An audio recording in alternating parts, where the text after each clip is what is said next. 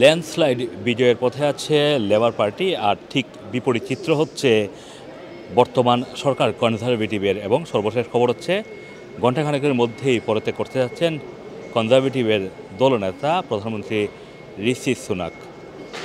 মূলত নির্বাচনের যেই ভয়াবহ পরাজয়, যেটাকে বলা হচ্ছে দ্বিতীয় বিশ্বযুদ্ধের পরে সবচেয়ে বড় পরাজয় কনজারভেটিভ পার্টির, এবং সেই পরাজয়টি হয়েছে ঋষি সুনাকের হাত ধরেই।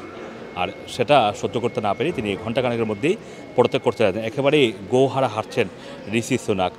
এদিকে স্যার কিয়ার স্টারমারের নেতৃত্বে লেবার পার্টি এক্সিট পোলের যে হিসাব, সেখানে বলা হচ্ছে যে 410টি আসন তারা পাবেন এবং 131টি আসন পাওয়ার সম্ভাবনার কথা বলা হচ্ছে একই এক্সিট পোলে কনজারভেটিভ পার্টির দলনেতা হিসেবে দলের একেবারেই সংকটময় মুহূর্তে, দেশের সংকটময় মুহূর্তে দায়িত্ব গ্রহণ করেছিলেন ঋষি সুনাক।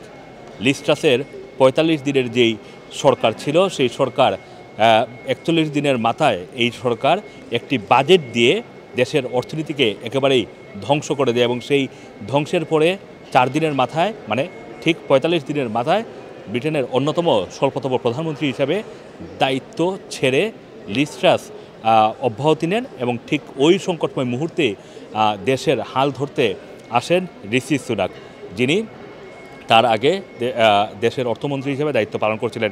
দায়িত্ব নেওয়ার সময় তিনি দেশের অর্থনীতি এবং ইমিগ্রেশন সংক্রান্ত বেশ কিছু চ্যালেঞ্জ হাতে নিয়েছিলেন। অর্থনীতির অবস্থা এমন একটা পর্যায়ে ছিল, মুদ্রাস্ফীতি ছিল প্রায় 11%। সেই জায়গা থেকে তিনি প্রায় 1.5 বছরের মাথায় মুদ্রাস্ফীতি নামিয়ে এনেছেন 2.3%, এবং অভিবাসনকে কোনোভাবেই নিয়ন্ত্রণে আনতে পারেননি। মুদ্রাস্ফীতি 2.3% নামলেও সাধারণ জীবনযাত্রায়, যে মানুষের সাধারণ জীবনযাত্রায় তার প্রভাব কিন্তু এখনও পড়েনি। বিশেষ করে আজকেই একটা বিবিসির নিউজে পড়ছিলাম যে মর্টগেজ বেড়ে যাওয়ার কারণে সবচেয়ে বেশি ক্ষতির সম্মুখীন হয়েছেন ঋষি সুনাক, এবং এই মর্টগেজ নিয়ন্ত্রণহীন হওয়ার কারণটাই তার অর্থনীতির সবচেয়ে বড় ধাক্কা বলে মনে করছেন বিশেষজ্ঞরা। ঋষি সুনাক দলের প্রধান থেকে তিনি দায়িত্ব ছাড়ার পরে পরবর্তীতে কনজারভেটিভ পার্টির দলনেতা কে হবেন, কে আসলে সংসদে কনজারভেটিভ পার্টিকে নেতৃত্ব দিবেন, সেটাই এখন দেখার বিষয়। তবে আপাতত ব্রিটিশ গণমাধ্যমের সংবাদ শিরোনাম হচ্ছে যে ঘণ্টাখানেকের মধ্যেই তিনি পদত্যাগ করতে যাচ্ছেন তার দলের প্রধানের পদ থেকে।